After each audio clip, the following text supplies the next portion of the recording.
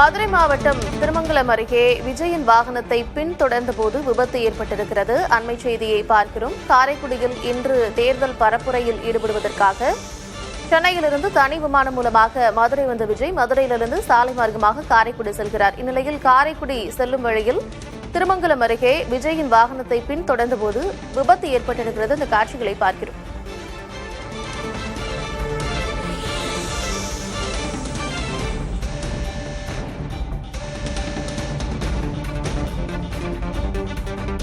இருசக்கர வாகனங்களில் விஜயின் வாகனத்தை பின்தொடர வேண்டாம் என்று ஒவ்வொரு முறையும் எச்சரிக்கை விடுத்தும் தொடர்ந்து ஒவ்வொரு முறையும் விபத்துகள் ஏற்படுவதை பார்க்க முடிகிறது. இன்றும் காரைக்குடிக்கு மதுரையிலிருந்து சாலை மார்க்கமாக செல்லும் வழியில் திருமங்கலம் அருகே இருசக்கர வாகனத்தில் பின்தொடர்ந்த ஒருவர் இந்த விஜயின் வாகனத்தில் பட்டு விபத்திற்குள்ளான அந்த காட்சிகளை நாம் பார்க்கிறோம்.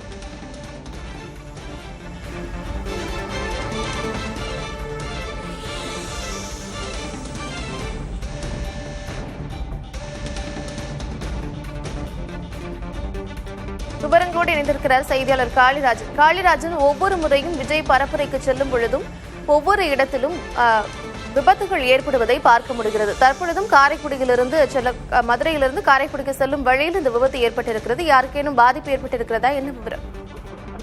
கண்டிப்பாக கண்டிப்பா. இன்று காரைக்குடியில் பிரச்சாரம் மேற்கொள்வதற்காக தாவேக தலைவர் விஜய் தற்போது மதுரை விமான நிலையம் சரியாக காலை 10 மணிக்கு வந்தடைந்தார். அங்கிருந்தே பொதுமக்கள் அதிக அளவில் விஜய் பிரச்சார வாகனத்திற்கு வரவேற்பு அளித்து வருகின்றனர். குறிப்பாக அவர் பிரச்சார வாகனத்தில் ஏறியே மதுரை விமான நிலையத்தை விட்டு வெளியே வந்தார். விமான நிலையத்தில் வெளியே 3 முறை வாகனத்தில் இருந்து வெளியேறி கையை செய்தபடியே பொதுமக்களுக்கு சென்றிருந்தார்.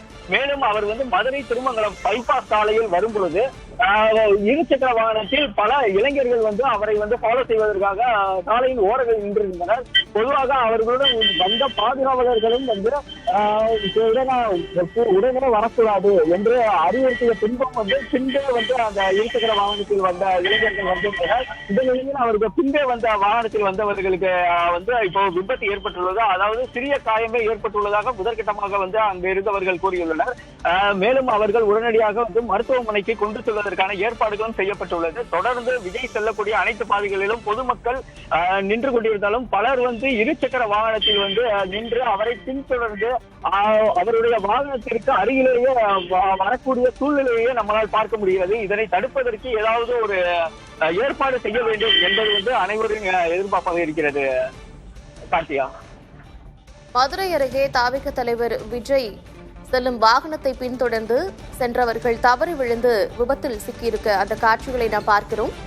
மதுரையிலிருந்து காரைக்குடிக்கு அவர் சாலை மார்க்கமாக பரப்புரைக்காக செல்கிறார். இந்நிலையில் அவரை இருசக்கர வாகனங்களில் பின்தொடர்ந்து அவருடைய தொண்டர்கள் செல்லக்கூடிய நிலையில் இன்றும் விபத்து ஏற்பட்டிருக்கிறது. விவரங்களை வழங்கியமைக்கு நன்றி காளிராஜ்.